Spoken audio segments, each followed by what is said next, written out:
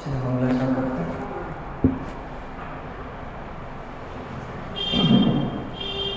नमो अरिहन्ताणं नमो सिद्धाणं नमो आयर्याणं नमो वज्रायाणं नमो लोय सबसागुणं। मंगलं भगवान वीरो मंगलं गौतमो गणी मंगलं कुंद कुंदार्यो जैन धर्मोस्तु मंगलम। सर्वमंगल मांगल्यम सर्वकल्याणकारकम प्रधानं सर्वधर्माणां जैनं जयतु शासनं जैनं जयतु शासनं जैनं जयतु शासनम्।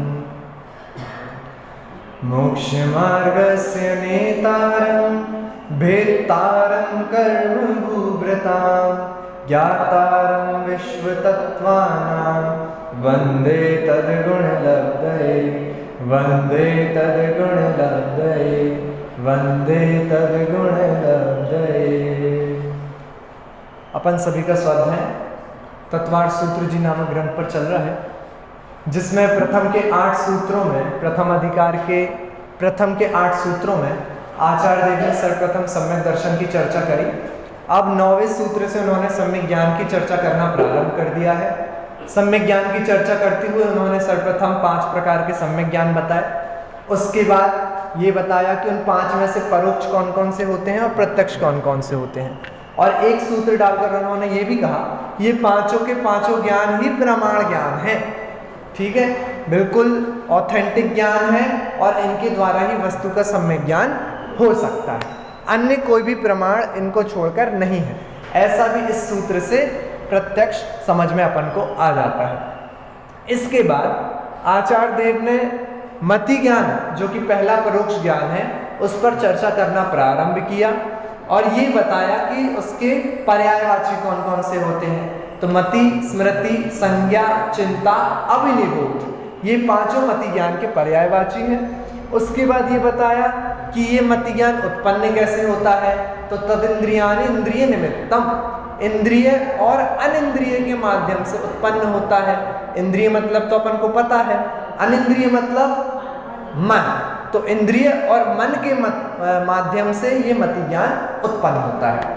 चलिए, उसके बाद अवग्रह, ईहा, अवाय, धारणा रूप 4 प्रकार का मति ज्ञान होता है। ये अपन ने कल समझा था, आप लोगों को याद होगा। ज्ञान होने के पहले क्या होता है? दर्शन होता है, जिसमें कैसा प्रतिभास होता है? कुछ है ऐसा सामान्य प्रतिभास होता है, कुछ है ऐसे शब्द भी नहीं होते, बस एक सामान्य अवलोकन प्रतिभास होता है कि कुछ है, शब्दों में भी वो चीज नहीं आ पाती। ठीक है, उसको कहा जाता है दर्शन। उसके बाद से ज्ञान की प्रक्रिया प्रारंभ होती है। तो सर्वप्रथम एक जिस सत्ता को हमने कुछ है रूप में सामान्य प्रतिभास में दर्शन में जाना था, उसमें से एक निश्चय सत्ता का ज्ञान अवग्रह में होता है कि यह अक्षर है। ईहा में एक दो तरफा ज्ञान होता है कि ये ई लिखा हुआ है कि एफ लिखा हुआ है, ईहा। अब अवाय में एक निश्चय ज्ञान हो जाता है कि यह ई ही है, वो होता है अवाय, निश्चयात्मक ज्ञान। और उसके बाद जब आप कालांतर में उसको भूलते नहीं है कि वहां पर ई लिखा हुआ था, इस ज्ञान को कहा जाता है धारणा ज्ञान। ये चारों ही मति ज्ञान के भेद हुआ करते हैं। ये अपन ने कल समझ लिया था। आज अपन को 16वें सूत्र में आए मति ज्ञान के जो 12 विषय हैं उनको अच्छे से समझना है। साथ ही साथ इसके बाद जो 3 सूत्र और आने वाले हैं वो बहुत ही इंटरेस्टिंग हैं और अपन सभी लोगों को अच्छे से उनको समझना है, क्योंकि तत्वार्थ सूत्र के अलावा मुझे नहीं लगता कि ये 3 सूत्र वाली बात आपको कहीं और पढ़ने को मिलेगी। हाँ, जो कि टीकाएं होंगी, धवला आदि ग्रंथ होंगे, उनमें पढ़ने को मिलेंगी, लेकिन उसके अलावा जो भी सिद्धांत ग्रंथ या फिर द्रव्यानुयोग के ग्रंथ हैं उनमें आपको ये पढ़ने को नहीं मिलेगा। इसलिए आगे के 3 सूत्र बहुत अच्छे हैं और अपन सभी लोगों को समझने लायक है। कठिन नहीं है, आप लोगों को आसानी से समझ में आ जाएंगे। तो पहले अपन 16वें नंबर के सूत्र से प्रारंभ करते हैं कि 16वें नंबर के सूत्र में मति ज्ञान के कौन कौन से विषय बताए गए हैं। चलिए,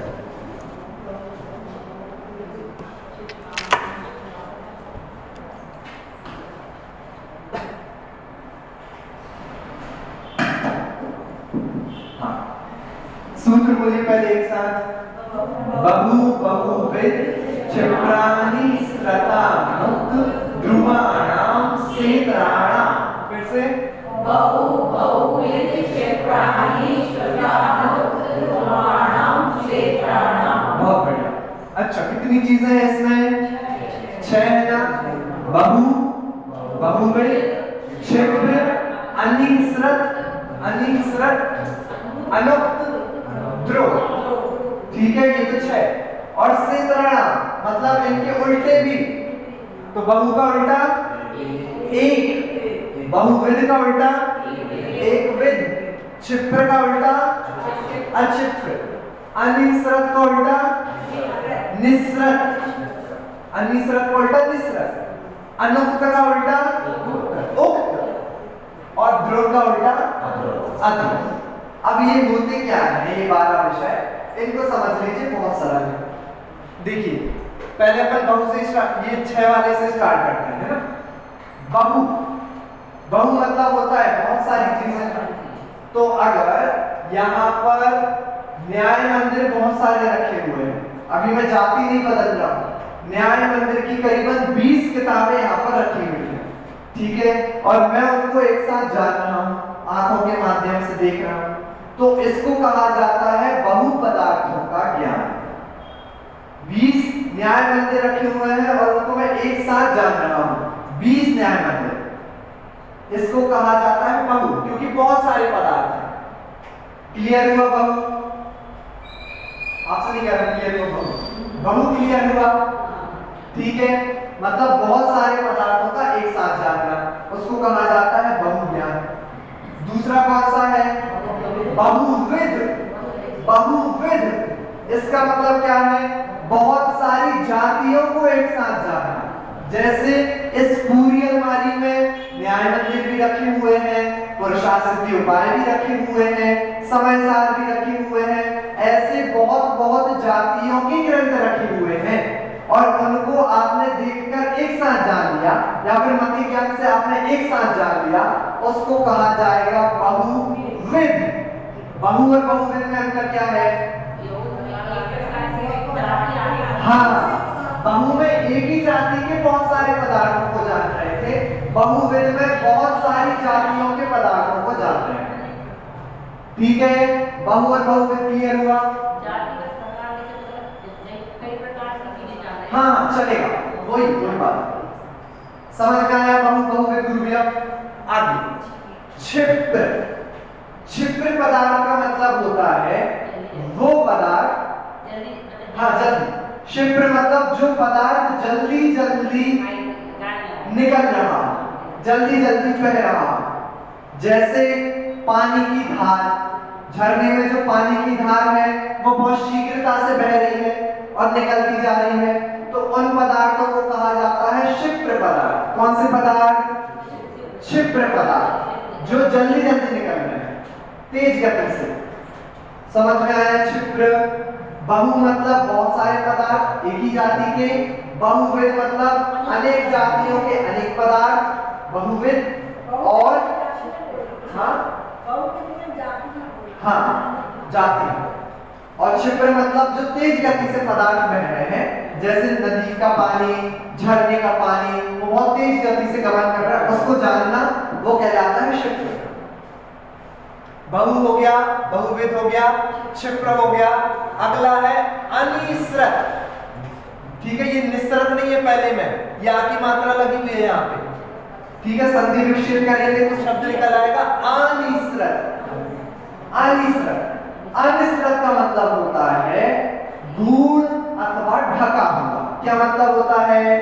ढका हुआ।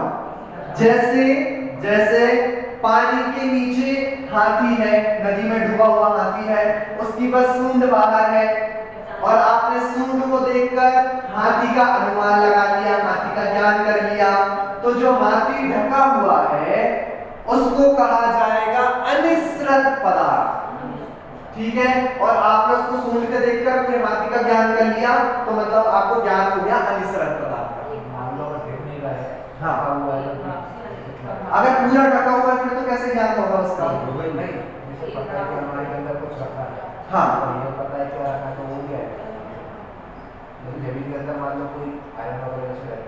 नहीं, इसमें किसी चिन्ह विशेषों के माध्यम से आप अनुमान लगाते हैं, उसको अनिश्रत कहा जाता है। ढका हुआ मतलब नॉर्मल उसको देखना चाहिए। हाँ, जैसे अगर आपको ऊपर थोड़ा सा पेड़ दिख रहा है तो आप उसकी जड़ों का अनुमान लगाइए आप, तो जड़ जो है वो अनिश्रत पदार्थ है। ऐसा हाँ, कुछ पार्ट दिखना चाहिए, कुछ पार्ट ढका हुआ होना चाहिए। हाँ हाँ, चलेगा अनिश्रत। जैसे नमकीन पिस्ता है, वो हाँ। गुलाब वाला थोड़ा सा, कैसा है? गुलाब नमकीन वाला पिस्ता रहता है, हाँ थोड़ा सा बड़ा रहता है, वो हाँ हाँ हाँ, उससे ज्ञान हो जाता है। चलेगा अनिश्रत।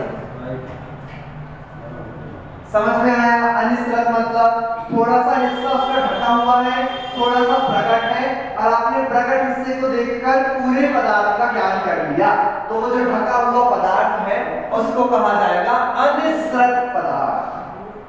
क्लियर है? चलिए अगला अनुक्त।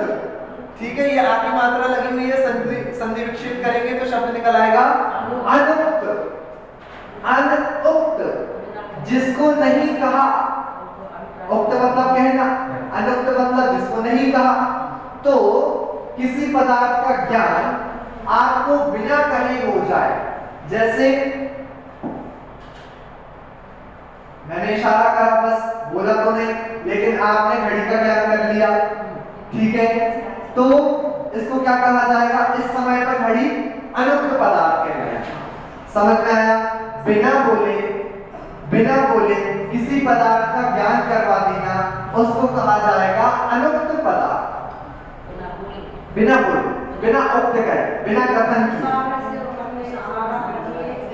हाँ, इशारे के माध्यम से। हाँ, तो जिनवाणी अभी आपके लिए अनुक्त पदार्थ है, क्योंकि आपने बिना कथन किए उस पदार्थ का ज्ञान कर लिया। हाँ, बिना बताए चलेगा। क्लियर? अनुक्त मतलब बड़े होंगे, क्लियर हो गया? फिर से बताएं, अनुक्त मतलब जिसका कथन नहीं करा, मतलब मैंने बोला नहीं कि देखो ये जिनवाणी रखी हुई है, मैंने ऐसा बोला नहीं, लेकिन मैंने ऐसे हाथ दिखाया इशारे से, तो आपने क्या देखा? आपने तुरंत ग्रंथ देखा, और आपको बिना कहे इस ग्रंथ का ज्ञान हो गया कि तत्वार्थ सूत्र ग्रंथ रखा हुआ है। किसी ने बोला तो नहीं, इशारा करा, तो ये पदार्थ कहलाएगा अनुक्त पदार्थ, बिना कहे जिसका ज्ञान हो गया।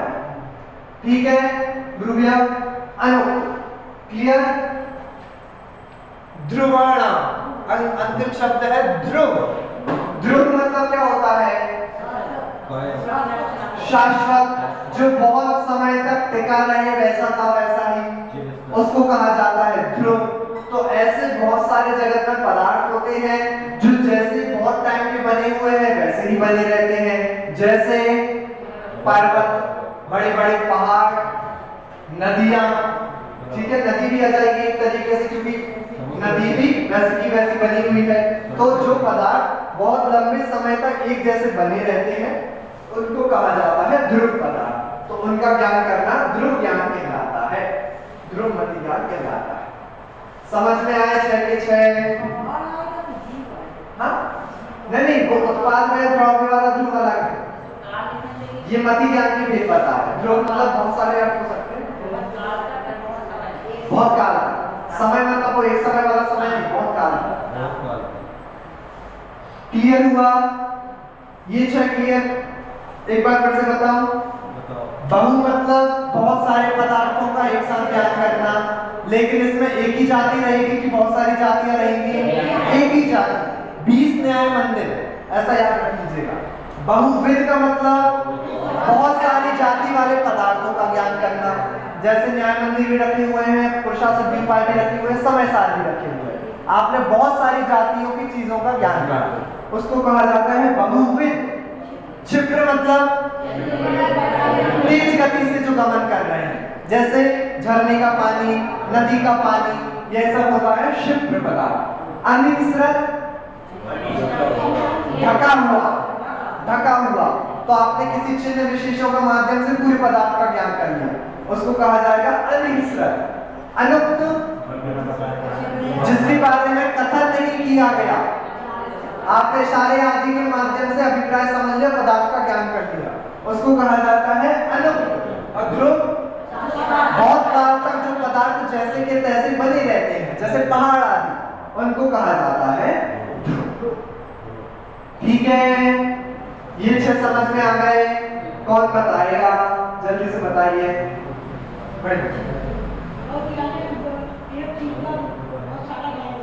एक, हाँ, बहुत सारी चीजें जो कि एक ही जाति के, उनका ज्ञान है। ठीक है, हाँ, अनेक अनेक जाति के पदार्थों का ज्ञान करना। हाँ, जो तेज गति से गमन करते हैं, बहुत बढ़िया। अनिसृत, हाँ, जो चीज ढकी हुई है उसका ज्ञान, बढ़िया। अनुक्त, फिर से, हाँ, जो जिसके बारे में कथन नहीं करा जा रहा, उसको इशारे आदि के माध्यम से जान लेना। अनुक्त, बढ़िया, जो बहुत लंबे काल तक एक जैसे बने रहते हैं, ऐसे पदार्थों का ज्ञान ध्रुव। ये 6 समझ में आ गए? कुछ बोल रहे हैं? अच्छा, उत्तर दें। ठीक है, इजी है। अब इसमें मैं फिर से नहीं कर रहा, अपन इसके सेंद्राणाम में चलते हैं। सेंद्राणाम मतलब इनके विपरीत में चलते हैं। चलिए, बहु का उल्टा एक। तो अभी बहु में आप बहुत सारे पदार्थों को जान रहे थे। एक में एक न्याय मंदिर का यदि मैं ज्ञान करूं, 20 में से एक न्याय मंदिर को उठाकर उसका ज्ञान करूं, वो कहलाएगा एक। क्लियर है? बहुविध का उल्टा एक विध। तो अभी मैं अन्य बहुत सारी जाति के ग्रंथों का ज्ञान कर रहा था, लेकिन उनमें से एक जाति के ग्रंथों का ज्ञान करूं तो वह एक विध। ठीक है। क्षिप्र का उल्टा अक्षिप्र। क्षिप्र में था जो तेजी से चल रहे थे, तो अक्षिप्र में जो धीमे धीमे चल रहे थे। उदाहरण के लिए जैसे हाथी होता है, हाथी कैसे धीमे धीमे धीमे धीमे चलता है, तो हाथी कहलाएगा अक्षिप्र पदार्थ। उसको जानना वो कहलाएगा अक्षिप्र। ठीक है, आगे बढ़े। अक्षिप्र के बाद का अनिसृत। अनिसृत का उल्टा क्या हो जाएगा? अनिसृत का उल्टा निसृत। अनिसृत का मतलब था जो ढका हुआ है, तो निसृत का मतलब क्या होगा? खुला हुआ, जो प्रकट है। जैसे ये ब्लैक बोर्ड प्रकट है, तो ये निसृत पदार्थ कहलाएगा। ठीक है, चलिए, निसृत हो गया। अनुक्त का उल्टा क्या हो जाएगा? उक्त।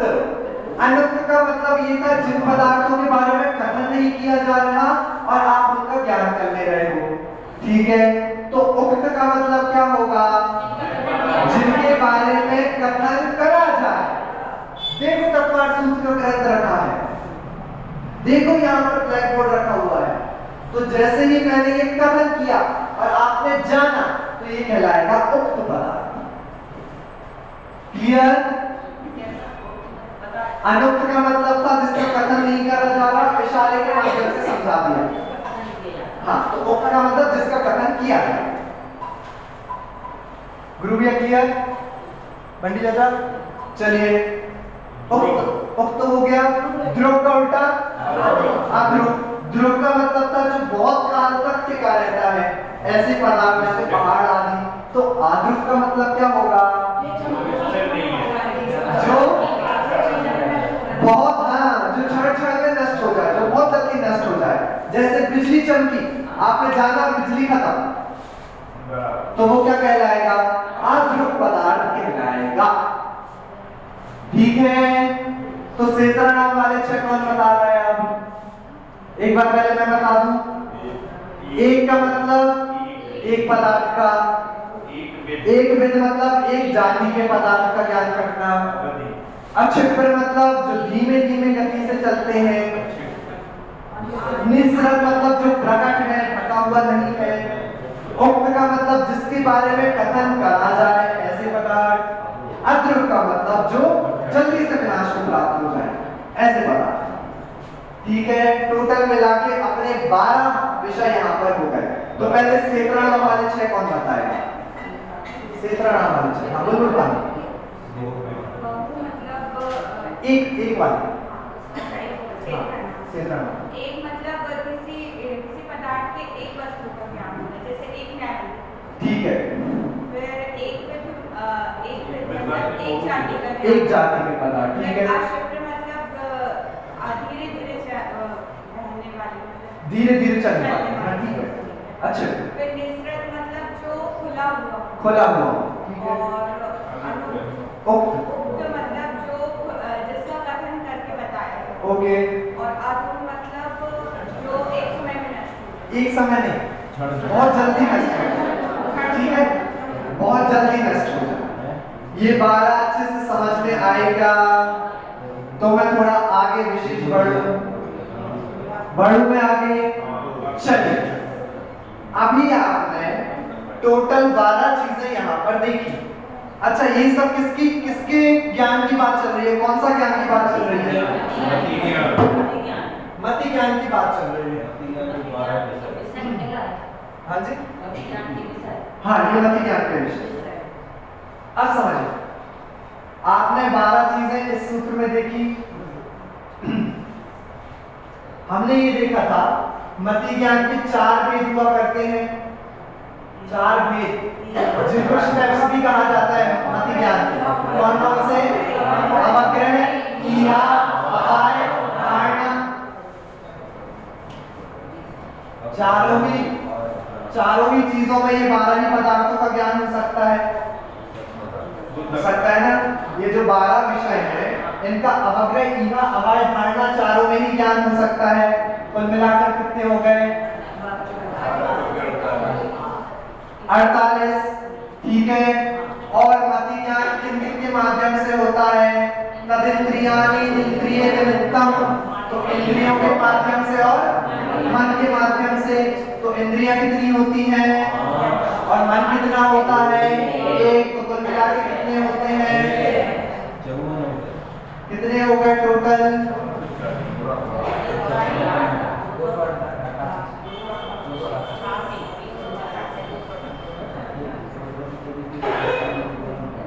ठीक है, ये गुणा भाग समझ में आ गया सबको। 12 अपन ने बहुविध आदि देखे जो कि मति ज्ञान के पदार्थ हैं, मति ज्ञान के विषय हैं। मति ज्ञान की 4 स्टेप्स होती हैं, अवग्रह, ईहा, अपाय, धारणा। चारों में ही 12 पदार्थों का ज्ञान हो सकता है और 5 इंद्रिय और मन के माध्यम से मति ज्ञान होता है। इसलिए कुल मिलाकर अभी तक मति ज्ञान के अपन ने 288 भेद देखे हैं। कितने भेद? 288। और किसी को पता है मति ज्ञान के टोटल भेद कितने होते हैं? 336 होते हैं। मति ज्ञान के टोटल 336 भेद होते हैं। भैया अभी तक अपन के 288 अपन ने देखे। 288 समझ में आ गए कैसे बने? कौन बता सकता है? नहीं, 600 को 12 समझ आता है। कौन सी चीज कौन सी है? संगीता चाची एक ये 12 विषय जो अपन ने अभी देखे बहुविध आदि। ठीक है, 4 अवग्रह आदि 4। कुल मिला के हो गया 48। परीक्षा क्या है? 5 इंद्रिय और मन, क्योंकि उनके माध्यम से ही मति ज्ञान प्रकट होता है। तो 48 × 6 288। ठीक है, आगे बढ़े। अब ज्यादा इंटरेस्टिंग पार्ट आ रहा है। क्या 36 प्रकार से वस्तु का ज्ञान हो जाता है? 336 प्रकार से। हाँ, बहुत है।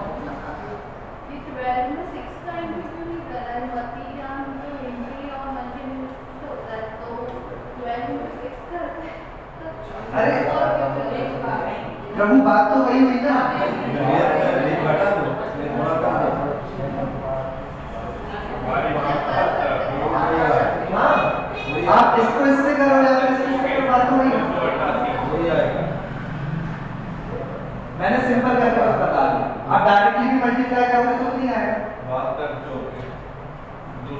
ठीक है, अब मैं अगले सूत्र पे बढ़ूं क्या?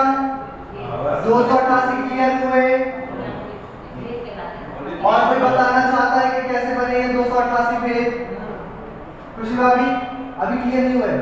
कौन से क्लियर नहीं हुए? ये 4 क्लियर नहीं हुए, ये 6 क्लियर नहीं हुए, ये 12 क्लियर नहीं हुए। ये ऐसा क्यों किया ये समझ में नहीं आया। 12 जो ये अभी अपन ने बहुविध आदि पढ़े, ये मति ज्ञान के विषय है कि मति ज्ञान किन किन 12 प्रकार के पदार्थों को जानता है। ठीक है, तो वो 12 प्रकार के पदार्थों को जानता है। अब मति ज्ञान अवग्रह इहा अवाय धारणा होता है। ठीक है, तो 12 प्रकार के पदार्थों को वो अवग्रह इहा अवाय धारणा रूप से जानता है। तो 12 को 4 से मल्टीप्लाई करोगे तो 48 भेद बनता है। और मति ज्ञान इंद्रिय, 5 इंद्रिय और 1 मन, टोटल मिला के 6 उनके निमित्त से उत्पन्न होता है। तो 48 × 6 टोटल 288 बता रहे हैं। हाँ बताइए।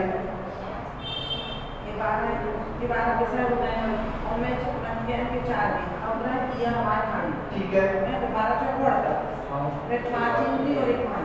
ठीक है, 6 तो फिर 48 छक्का 288। बढ़िया, क्लियर, आगे बढ़े। चलिए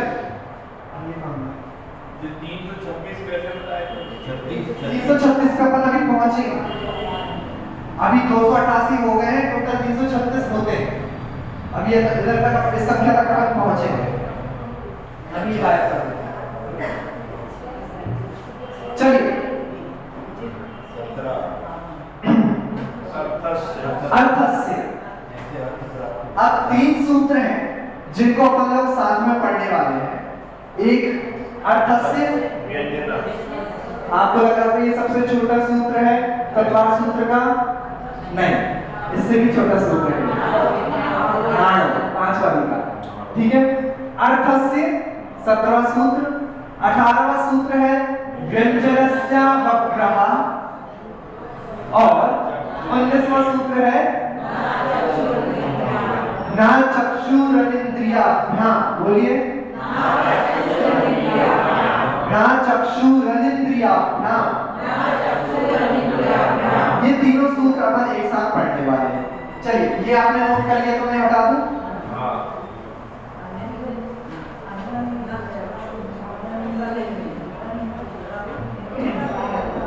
हाँ, अब थोड़ा ध्यान से सुनिएगा। ठीक है, इसको अच्छे से समझने की प्रयास करिएगा क्योंकि थोड़ा सा टफ हो सकता है, थोड़ा सा हल्का सा। वैसे आप लोगों को तो समझ आ ही जाएगा, आप लोग समझ रहे हैं, लेकिन थोड़ा सा टफ। ठीक है, चलिए देखिए, जो अपन ने अवग्रह इहा अवग्रह इहा अवाय धारणा, ये सब अपन ने 4 चीजें पढ़ी। ये जो अवग्रह होता है, ये 2 प्रकार का होता है। पहला अर्थवग्रह, दूसरा व्यंजन अवग्रह।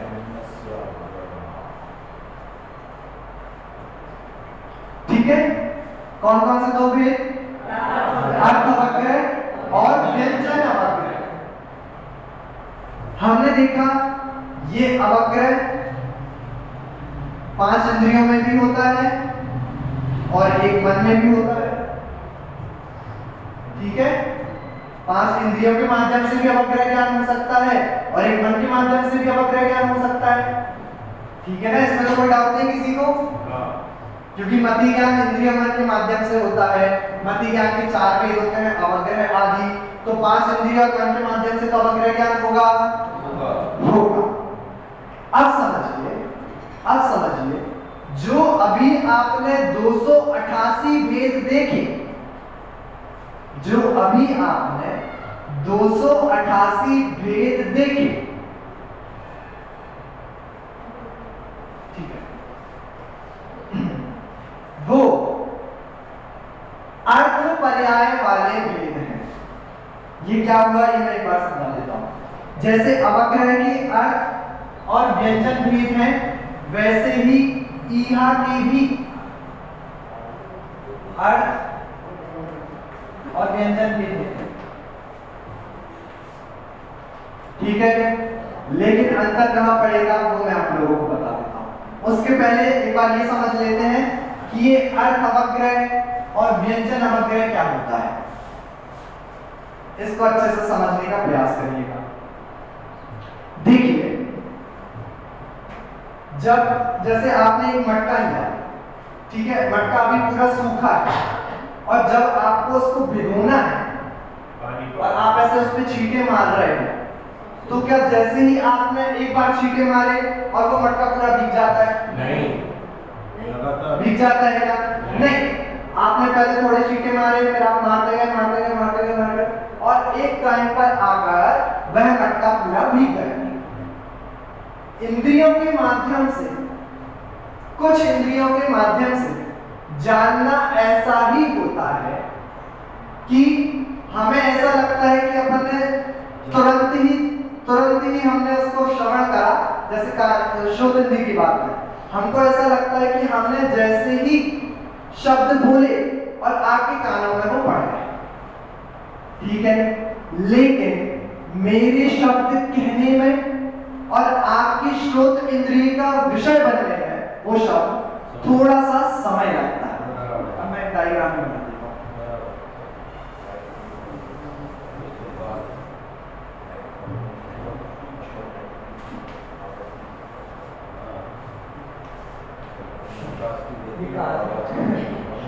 चलिए, ये श्रोत इंद्रिय है, कान इंद्रिय, ठीक है। अब समझिएगा, यहां पर थोड़े बड़े बना दो, लेकिन ये सब उद्गल परमाणु,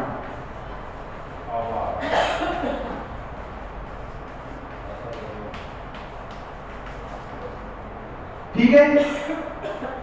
जैसे ही मैंने यहां से शब्द बोले, वो जो शब्द वाले उद्गल परमाणु हैं, फिर यहां पे गए, ऐसा ही तो होता है ना। क्या शब्द, मतलब आपको ये तो पता है ना, शब्द जो है वो उद्गल परमाणु है और शब्द भी उद्गल परमाणु ट्रैवल करते हैं, तब जाकर अपन को सुनाई देता है। वो उद्गल परमाणु गमन करते हैं, श्रोत इंद्रिय के पास आते हैं, सन्निकर्ष होता है, उसके बाद आपको ज्ञान होता है श्रोत इंद्रिय का विषय। तो ये जो सारे शब्द वाले उद्गल परमाणु हैं जो आपके श्रोत इंद्रिय का विषय बन रहे हैं, जैसे आप धीमे धीमे मटकी को गीला कर रहे थे, एक साथ आपने मटकी को गीला नहीं करा, जैसे जैसे आप थोड़े थोड़े छींटे मारे और आपके थोड़े थोड़े छींटे मिलकर आपने पूरी मटकी को गीला कर दिया। उसी प्रकार ये जो शब्द वाले उद्गल परमाणु हैं, ये धीमे धीमे आपके श्रोत इंद्रिय में जा रहे हैं और जब ये सारे आपके श्रोत इंद्रिय में पहुंच गए, तब जाकर आपको उस विषय को सुनाई दिया जो भी मैंने शब्द कहा। ऐसी पूरी प्रक्रिया होती है और ये इतने फटाफट हो रही है कि आपको पता ही नहीं लग रहा कि कब ये उद्गल परमाणु आपके कान में जाकर, ये शब्द वाले उद्गल परमाणु आपके कान इंद्रिय का विषय बन गए, श्रोत इंद्रिय का विषय बन गए। ये इतने जल्दी हुआ। अब समझिए, जब ये स्टार्टिंग के 1 2 3 4 उद्गल परमाणु इस श्रोत इंद्रिय के साथ सन्निकर्ष हुआ, तब कुछ भी सुनाई ढंग से नहीं दिया। क्यों? क्योंकि अभी इतने सारे शब्द वाले उद्गल परमाणु तो रह ही गए हैं, जिनके कारण आपको स्पष्ट जानना हो पाएगा, स्पष्ट सुनाई दे पाएगा। बात समझ में आ रही है क्या? ये सारे उद्गल परमाणु जब श्रोत इंद्रिय का सन्निकर्ष कर लेंगे, तब जाकर आपको वह शब्द सुनाई देगा। जब ये स्टार्टिंग के 5 6, अभी मैं उठाड़ ले रहा हूं, ये 5 उद्गल परमाणु आपके श्रोत इंद्रिय को स्पर्श कर गए, तब आपको कुछ सुनाई नहीं दिया स्पष्टतया। और जब ये सारे बार बार इस श्रोत इंद्रिय से टकराए या फिर मिले, सन्निकर्ष हुए, तब जाकर आपको वो शब्द स्पष्टतया सुनाई दिया। ये प्रोसेस समझ में आई? ठीक है।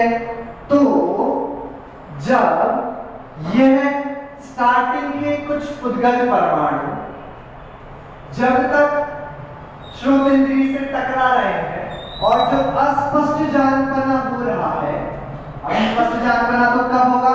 जब ये सारे उद्गल परमाणु सन्निकर्ष कर लेंगे। लेकिन तब तक आपको जो अस्पष्ट जानपना हो रहा है, अस्पष्ट सुनाई दे रहा है, उसको कहा जाएगा व्यंजन अवग्रह। क्या कहा जाएगा? व्यंजन अवग्रह। और एक बार जब ये सारे उद्गत परमाणु का इससे सन्निकर्ष हो गया और आपको स्पष्ट वह शब्द सुनाई दिया कि आत्मा, जैसे मैंने आत्मा बोला था, और आपको आत्मा सुनाई दिया स्पष्टतया, उसको कहा जाएगा अर्थ अवग्रह। क्लियर हुआ? थोड़ा थोड़ा क्लियर हुआ? अच्छा, दूसरे इंद्रिय में ले लें, स्पर्श इंद्रिय में ले लें। जैसे ये कोई गर्म पदार्थ है, ठीक है, और मैंने उस पर उंगली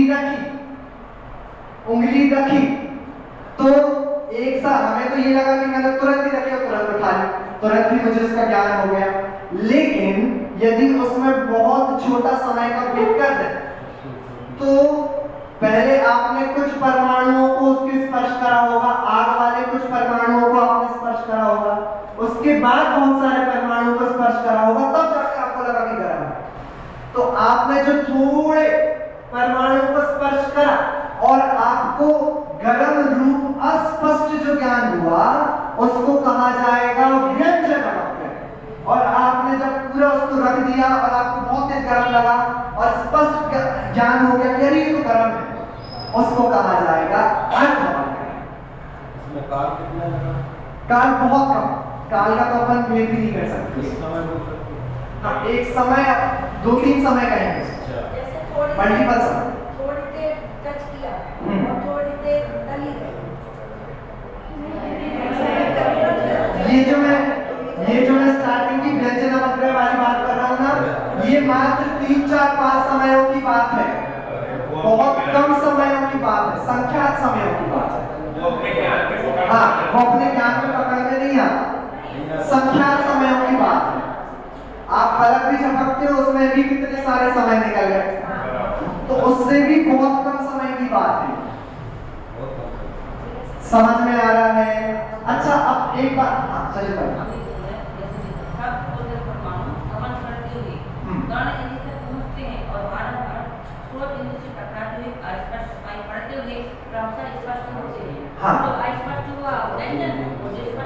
हाँ, अब जो पदार्थ को व्यंजन नहीं कह रहे, जो आपको अस्पष्ट जान बना हुआ, उसको कहा जाएगा व्यंजन अवग्रह।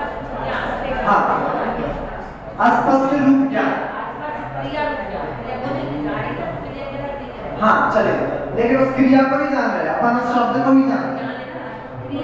ज्ञान भी आ रहा है ना, टॉपिक को ज्ञान हो रहा है। हाँ, ज्ञान, अस्पष्ट ज्ञान को, उस पदार्थ के अस्पष्ट ज्ञान को कहा जाएगा व्यंजन अवग्रह। और स्पष्ट जानना हो गया वो अर्थ अवग्रह। हाँ, नहीं क्लियर? चलिए, स्पर्श इंद्रिय का समझ में आया? कैसा करंट? कैसा, क्या बोल रहे हैं? मतलब करंट का ज्ञान कैसे होगा?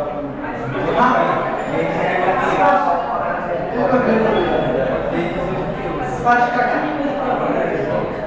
ज्ञान, ये समझ में आए तो अच्छा। अब थोड़ा आप लोग सोचिए, अपने पास 6 चीजें हैं जिनमें अपन ये सब घटित कर सकते हैं। अपने पास 5 इंद्रियां हैं, एक मन है, जिनमें से 2 इंद्रियों को मैंने आपको घटित करके बता दिया। खुद सोचिए, क्या कोई ऐसी भी इंद्रियां या फिर अन्य इंद्रियां हैं जिनमें ये प्रोसेस घटित नहीं होती?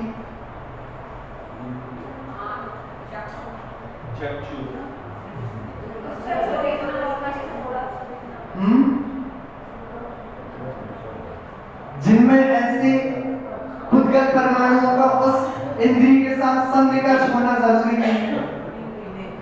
चक्षु इंद्रिय है, चक्षु इंद्रिय है, सन्निकर्ष होना जरूरी नहीं है, ज्ञान हो जाता है। चलिए, और कुछ? मन में भी कहाँ जरूरत है सन्निकर्ष होने की? नहीं है ना। तो इसका मतलब ये हुआ, मन में और चक्षु में व्यंजन अवग्रह नहीं होता, बराबर। क्योंकि व्यंजन में तो अस्पष्ट जानपना हो रहा था, और वह अस्पष्ट तब हो रहा था जब थोड़े से पुद्गल परमाणु का सन्निकर्ष हो पाया था और बहुत सालों बाद नहीं हो पाया था। व्यंजन अवग्रह तभी घटित हो रहा था। चक्षु में तो ऐसे पुद्गल परमाणु के सन्निकर्ष की जरूरत ही नहीं, ना ही मन में ऐसे सन्निकर्ष होने की जरूरत है। तो इसका मतलब ये हुआ मन में और चक्षु में व्यंजन अवग्रह नहीं होता, तो कौन सा अवग्रह होता है? अर्थ अवग्रह होता है। स्पष्ट जानना तो उनसे होता है। तो चक्षु में और मन में अर्थ अवग्रह ही होता है, व्यंजन अवग्रह नहीं होता। समझ में आया? समझ में आया? तो एक बात बताइए, 5 इंद्रिय और एक मन, इसमें से मन तो अपन का चला गया व्यंजन अवग्रह में से, ठीक है, और 5 इंद्रिय में से एक चक्षु इंद्रिय भी चली गई, तो बचे कितने हैं? 4 चीजें बची, ठीक है। और अपने पास कितने पदार्थ थे? 12 पदार्थ थे। 48 भेद तो आपकी ये हो गए। अब दूसरी बात मुझे ये बताइए, जिन पदार्थ का आपने व्यंजन अवग्रह किया, जो आपने ये अस्पष्ट जानपना किया, इनका क्या आपको ईहा अवग्रह या फिर धारणा हो सकता है? थोड़ा सोचो। क्वेश्चन है, ये जो अस्पष्ट जानपना हो रहा है कि कुछ पुद्गल परमाणु स्टार्टिंग में आपके कान से टकरा, ये जो अस्पष्ट जानपना हुआ, आपको ये तो पता है कि मैंने कुछ सुना, लेकिन आपको क्या ये भी पता लगेगा कि क्या मैंने ए सुना कि बी सुना? नहीं, मैंने बी ही सुना। अगर अस्पष्ट पता क्या रहा, वो तो स्पष्ट जानना ही हो गया। तो इसका मतलब ये हुआ व्यंजन अवग्रह में ईहा अवाय धारणा के भेद नहीं है, क्योंकि वो तो स्पष्ट जानना है, और यदि थोड़ा भी स्पष्टपन आ गया तो वो तो अर्थ अवग्रह हो गया। समझ में आया? समझ में आया? तो क्या मैं इसको ईहा आदि 4 से मल्टीप्लाई करूं? अवग्रह या अवाय धारणा से मल्टीप्लाई करूं कि नहीं करूं? नहीं करेंगे, क्योंकि सिर्फ अवग्रह ही हो रहा है। तो कुल मिला के 48, तो 288 आपके पहले के, 48 ये कुल मिलाकर हो गए 340। अभी ये वाले भेद कैसे हुए, ये आपको थोड़ा सा समझ में नहीं आया। चलिए स्टार्टिंग से समराइज करते हैं। ये प्रोसेस तो समझ में आ गई ना कि व्यंजन अवग्रह क्या होता है।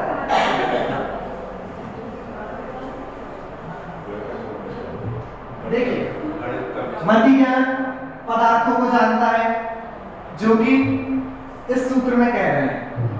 आप समझिए, पदार्थ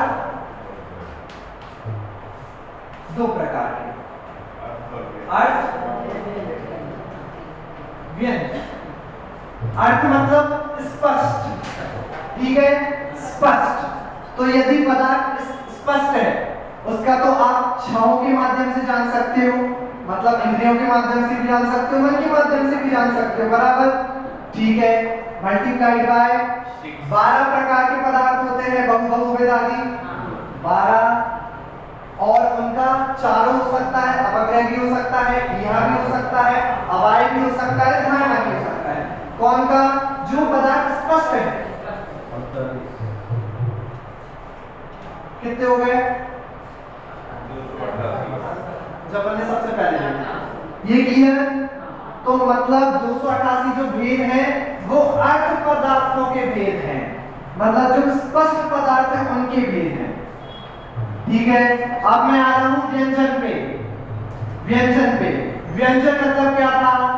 व्यंजन किसको कह रहे हैं? जो अस्पष्ट था। कोई कुछ कर? चलिए, व्यंजन पर्याय जो अस्पष्ट थी।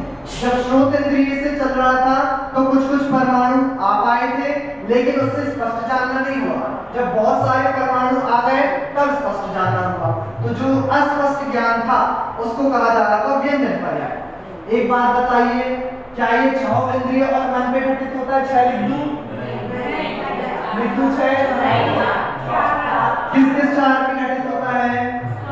स्पर्श पे, रसना पे, घ्राण पे, कर्ण। बाकियों में व्यंजन अवग्रह नहीं होता क्योंकि उनको सन्निकर्ष की आवश्यकता ही नहीं है। ठीक है, तो 4 इंद्रियां, 12 विषय, 12 ही पदार्थों में हो सकता है व्यंजन अवग्रह, कोई दिक्कत नहीं। लेकिन अवग्रह यहाँ अवय धारणा में से क्या लूं? क्या अस्पष्ट जानपने में ईहा अवय धारणा हो सकता है क्या? पूरी सोचिए, जो अस्पष्ट है उसके बारे में कंक्लूजन भी कैसे होगा जब आपको पता ही नहीं कि वो चीज क्या है? आपको निश्चय कैसे हो सकता है या फिर धारणा कैसे बन सकती है? तो इसका मतलब सिर्फ 4 में से एक ही चीज बनेगी, अवग्रह। तो 1 12 into 4 into 1 48, 288 प्लस 48 336। समझ में आया क्या? समझ में आया? एक बार फिर से बता दूं, पदार्थ उनकी पर्याय 2 प्रकार की, एक अर्थ पर्याय, एक व्यंजन पर्याय। ठीक है, अर्थ पर्याय मतलब जो पर्याय स्पष्ट है। जब आपको शब्द एकदम सुनाई देगा कि आत्मा, वो अर्थ, लेकिन जब तक थोड़े थोड़े परमाणु आपके कान में एंटर हुए थे तब आपको अस्पष्ट जान बना हुआ था, तब तक उसको कहा जाता है व्यंजन पर्याय। जो पदार्थ स्पष्ट है उसका इंद्रिय और मन के माध्यम से जान बना हो सकता है। 12 प्रकार के पदार्थ गिना दिए और 4 मतलब अवग्रह, ईहा, अवय धारणा 4 हो सकता है पदार्थों का। इसलिए कुल मिलाकर अर्थ के हिसाब से उसके वेद हो गए 288। अब आ जाते हैं जो अस्पष्ट है, लिख दूं क्या? स्पष्ट, अस्पष्ट। ठीक है, अब जब तक आपको स्पष्ट जानना नहीं हुआ तब तक अस्पष्ट जानना चल रहा है, उसको कहा जाता है व्यंजन पर्याय। क्या ऐसा अस्पष्ट जानना या फिर ऐसी व्यंजन पर्याय नेत्र इंद्रिय और मन के माध्यम में भी बन सकती है? नहीं बन सकती, क्योंकि उनको ऐसे परमाणु आने की आवश्यकता नहीं है, उनको एकदम दूर से ही ज्ञान हो जाता है। तो इसलिए इनमें वो व्यंजन वाला प्रोसेस घटित ही नहीं होता, इसलिए 4 वेद बन जाएंगे। मतलब यहाँ पे सिर्फ 4 चीजें लेंगे अपन, नेत्र इंद्रिय को हटा देंगे, मन को हटा देंगे, बाकी 4 इंद्रिय, 12 ही पदार्थों में घटित हो जाएगा, इसलिए 12। और क्या जिसको आप अस्पष्ट ज्ञान हो रहा है उसका आपको यह अवय धारणा हो सकता है क्या? नहीं हो सकता, सिर्फ अवग्रह ही हो सकता है। तो अवग्रह के लिए हो सकता है, इसलिए यहाँ पे लिखा 1, 4 में से 1। तो 4 × 12 48, इन दोनों को ऐड कर दीजिए, कुल मिलाकर नतीजान के वेद हो गए 336। हल्का सा कठिन है, बाकी एक बार समझ में आ जाए तो मुझे नहीं लगता ज्यादा कठिन।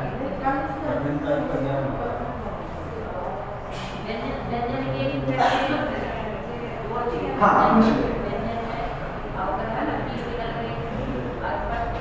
हाँ, सिर्फ अवग्रह होता है। हाँ, 12 इंद्रियां, ठीक है, इसलिए मैं लिख दे रहा हूँ इंद्रिय, ये अवग्रह।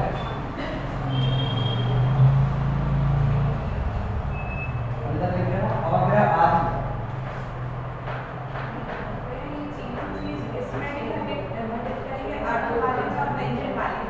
हाँ हाँ, क्योंकि वो 2 प्रकार के ज्ञानी हो गया ना, एक तो किसी पदार्थ को आप स्पष्ट जान रहे हो और एक कोई ऐसे पदार्थ है जिनको आप अस्पष्ट भी जान रहे हो, तो ज्ञानी 2 प्रकार का होगा।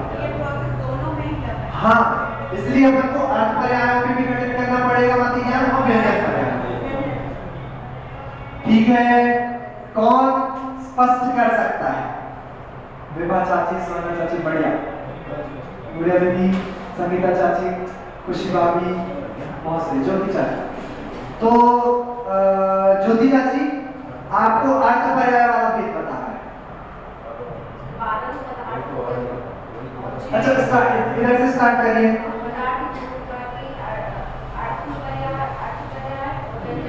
पदार्थों की पर्याय दो प्रकार की। एक अर्थ पर्याय, दूसरे व्यंजन पर्याय। ओके। अर्थ पर्याय में 6 इंद्रियां हुई। अर्थ का मतलब, अर्थ पर्याय का मतलब, अर्थ पर्याय का मतलब स्पष्ट हो गया, ठीक है। इसमें स्पष्ट रूप से मतलब 5 इंद्रियां और 1 मन। ओके। 12 पदार्थों को जानना हो गया। हाँ। और 4 अवग्रह, ईहा, धारणा, आदि जीव, पति ज्ञान की भेद। हाँ, तो ऐसे टोटल हो गए 205। ठीक है।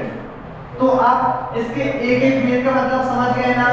जैसे मैंने आंख से देखा कोई हाथी गमन कर रहा है, अक्षुकर पदार्थ, ठीक है, और मैंने निश्चय कर लिया ये हाथी ही है, तो बताइए पूरे भेद का नाम बताइए क्या हुआ?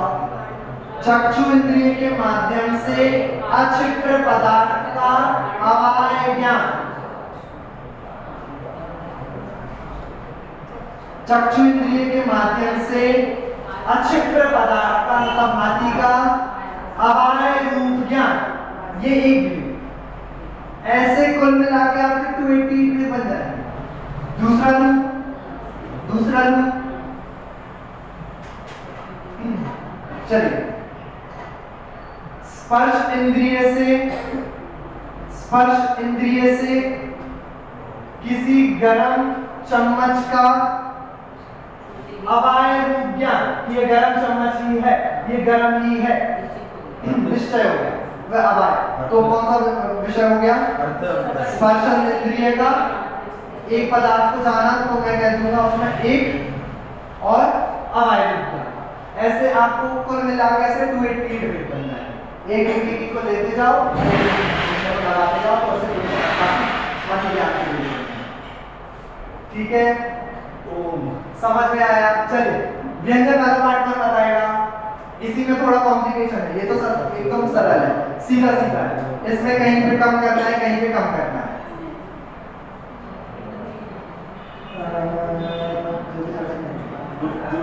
चलिए, खुशी बात है। हाँ, गुरु भैया, गुरु भैया, गुरु ये बता रहा है। व्यंजन मतलब अस्पष्ट है, और ये अस्पष्ट कब है?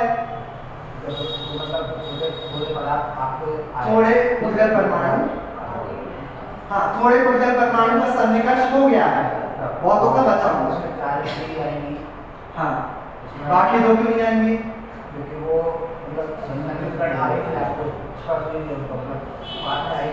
हाँ, इनमें सन्निकर्ष होता ही नहीं, और मैं ये उद्गल परमाणु का आना, सन्निकर्ष होना उन दो इंद्रियों में होता ही नहीं। कौन कौन सी में? मन में और चक्षु इंद्रिय। बहुत बढ़िया। तो बाकी बची 4 इंद्रियां, उसके 12 भेद हैं, 12 पदार्थों के भेद। और ये क्या है?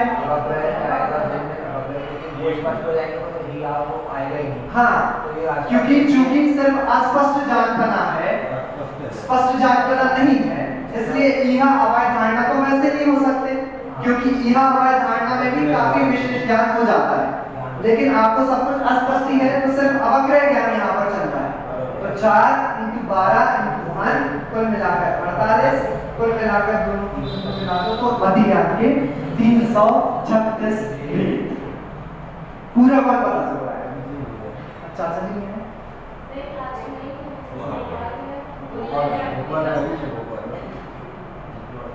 चलिए, समय समय के पास। हाँ, कौन बताएगा? बड़े अम्मी, बड़े दीदी, विभा चाची, पूरा बता दे। स्तुति भाभी, हुआ?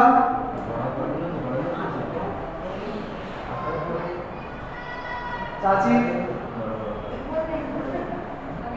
बन जाएगा। चलिए, चाची आप बताइए।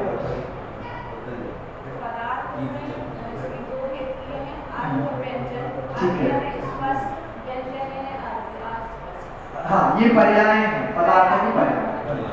अर्थ में 6 इंद्रियां हैं,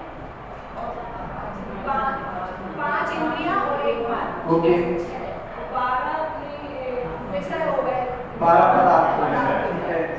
और ये 4 अवग्रह और क्रिया हवाएं घाट, ठीक है 4 कुल मिलाकर 288।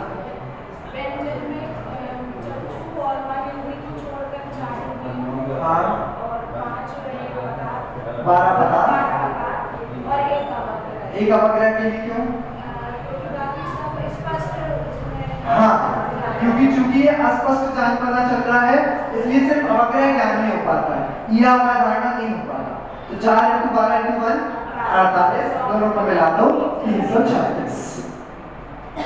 ठीक है, अब सूत्र में से एक बार मतलब देख लीजिए। बहु बहुविध चक्राणी सकल ध्रुवाणाम क्षेत्रणाम 12 प्रकार की चीजें हो गई आपकी।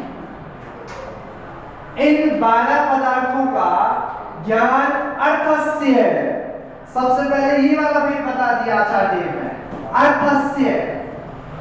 ओके, अर्थ का 288 भेद ये हो गए। व्यंजनस्य अवग्रह, व्यंजन पर्यायों का सिर्फ अवग्रह होता है, ठीक है। और इसकी टीका पढ़ोगे तो उसमें स्पष्ट करेंगे कि 4 इंद्रियां ही क्यों लिया और अवग्रह के लिए हो रहा है तो एक भेद, ठीक है। तो व्यंजनस्य अवग्रह, अर्थ में से आ गए 288 भेद। व्यंजन पर्यायों का सिर्फ अवग्रह होता है तो यहां से आ गए आपके 48 भेद, कुल मिलाकर हो गए 336। अच्छा, आगे वाले सूत्र में नहीं दिया उन्होंने किया, यहां पर इन्होंने कहा व्यंजनस्य अवग्रह। तो एक प्रश्न उठा कि आपने बोला व्यंजन पर्यायों का अवग्रह ज्ञान होता है, तो क्या वो 6 इंद्रियों में होता है आचार्य देव, मतलब 5 इंद्रियों मन में होता है क्या? तो उन्होंने अगले सूत्र में क्लियर किया, ना चक्षु रनिंद्रियाभ्याम, नहीं होता चक्षु में और अनिंद्रिय में, मन में, ठीक है। तो उन लोगों को हटा दिया, तो 2 इंद्रियां ये हट गई, बचे यहाँ पर 4 इंद्रियां, एक अवग्रह और व्यंजन पर्याय के 12 विषय। तो 12 × 4 × 1 40। सूत्र क्लियर है? कोई दिक्कत तो नहीं इसमें?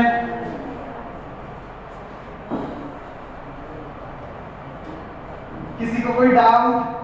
व्यंजन पर्याय कैसे, व्यंजन पर्याय क्या है, अर्थ क्या है, वो सन्निकर्ष कैसे होता है, कुछ समझना है? बोलिए।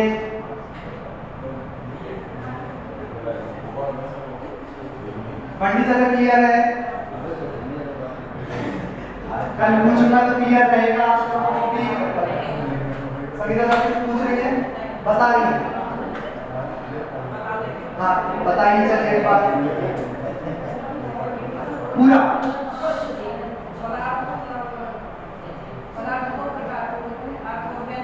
पदार्थों की पर्याय 2 प्रकार की होती है। हाँ हाँ ठीक है, ओके ठीक है, हाँ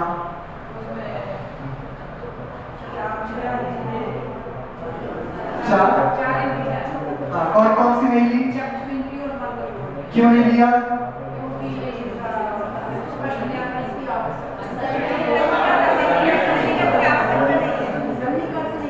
उनमें सन्निकर्ष ही नहीं होता, ऐसे बुद्धिगत परमाणु आते ही नहीं है, तो व्यंजन और अर्थ का भेद ही कैसे बने?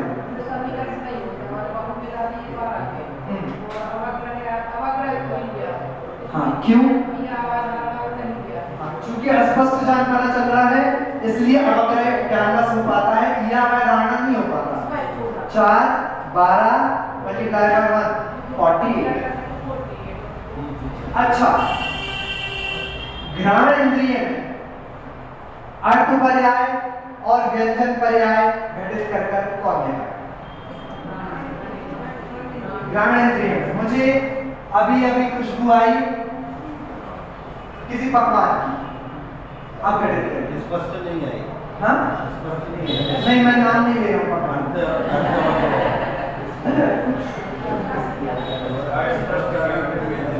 रसगुल्ले की खुशबू है, रसगुल्ले की खुशबू।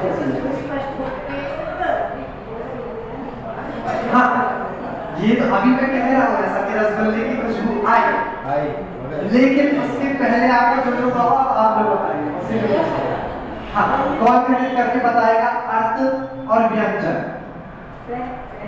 पूरे समझाना है आपको कि कैसे कैसे ज्ञान हुआ आपको, कि आपको खुशबू आई कैसे और आपके मुंह में पानी आया कैसे। कौन बताएगा? जैसे अपने श्रोत इंद्रिय का देखा था वैसे ही अब आपको घ्राण इंद्रिय पे क्रेडिट करना है।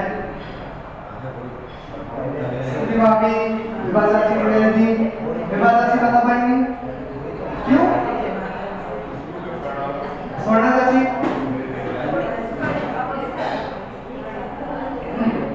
आपको बताना है कब तक स्पष्ट कब तक अस्पष्ट, ऐसे थोड़ा ब्रीथ करके अच्छे से एक्सप्लेन करके। तो हम बता रहे हैं चाचा, चलिए बताइए। सुन लिए जो भी बन रहा है उसके परमाणु, हाँ पहले कम परमाणु आए तो वो अस्पष्ट हुए। ठीक है, वो उद्गम परमाणु जैसे वहां पर रसगुल्ले बन रहे साइड वाले घर, और वहां से लेकर यहाँ तक के सारे परमाणु, ठीक है, वो आगे गंध वाले परमाणु आ रहे हैं आपके पास। फिर वो अस्पष्ट हुए, वो व्यंजन में है। अभी नहीं। और आपके नेत्र इंद्रिय से सन्निकर्ष, उस नेत्र क्या घ्राण इंद्रिय से आपका सन्निकर्ष हो रहा है उद्गम परमाणु। जब अधिक परमाणु आप बताइए। स्पष्ट हो गया कि रसगुल्ला बन रहा है। हाँ, 4-5 समय तक जो उद्गम परमाणु का सन्निकर्ष हुआ घ्राण इंद्रिय के साथ, तब तक आपको अस्पष्ट ज्ञान का नाम होगा, क्योंकि वो गंध वाले परमाणु है और सन्निकर्ष हो रहा है, इसलिए ज्ञान तो होना, ज्ञान तो कुछ ना कुछ होगा, लेकिन स्पष्ट ज्ञान नहीं हुआ, अस्पष्ट जानना हुआ। तो जब तक वो अस्पष्ट जानना हुआ उसको कौन सी पर्याय कहेंगे? व्यंजन कहेंगे, व्यंजन पर्याय कहेंगे। और जब बहुत सारे उद्गम परमाणु आखिर घ्राण इंद्रिय से टकराते रहे और आपको एक स्पष्ट जानना हुआ, अरे कहीं पर रसगुल्ले बन रहे हैं। ठीक है, अपन ने स्पर्श का भी देख लिया, घ्राण का भी देख लिया, चक्षु का होता ही नहीं है, और श्रोत इंद्रिय देख लिया। एक और कौन सी बची? रसना का भी क्लियर ही है। रसगुल्ला जीभ पे रखा, सन्निकर्ष हुआ, पहले कुछ परमाणु का हुआ लेकिन अस्पष्ट जानना हुआ, तब तक कहोगे व्यंजन पर्याय। और जब बहुत सारे उद्गम परमाणु को आपने खा लिया, जानना हुआ स्पष्ट, अरे रसगुल्ला क्या स्वाद है। ओके ओके, क्लियर है। अब जो आपको अस्पष्ट जानना हो रहा था उसमें यह हमारी धारणा हुआ आपको कि नहीं हुआ? सिर्फ अवग्रह हुआ, इसलिए आपने देख लिया था। हाँ बोलिए। वो जो अपन ने रसगुल्ला डाला, उसमें अपन जो व्यंजन पर्याय वाले में, तो उसमें टच करेंगे परमाणु की नहीं करेंगे? बिल्कुल सन्निकर्ष होगा। हाँ नहीं, आप इनका कहना है कि मान लो रसगुल्ला है, मान लो थोड़ा सा टुकड़ा है, तो थोड़े टुकड़े में समझ में आ जाएगा ना बात है। रसगुल्ले की कुछ उद्गम परमाणु, कुछ एक परमाणु मान लो व्यंजन पर्याय में, उसका स्पष्ट क्या? हाँ एक तो बहुत ठीक है, एक या फिर एक से अधिक थोड़े तो अपन पूर्ण याद नहीं हुआ, तो हाँ। अपन थोड़ा ज्यादा नहीं किया। हाँ तो अपन ने बताया कि हाँ ठीक है लिखा है, वो स्पष्ट जानना हो गया, अर्थ पर्याय हो गया। समझ में आया? वो जैसे जान प्रवेशिका वाली पर्याय की परिभाषा बताओ।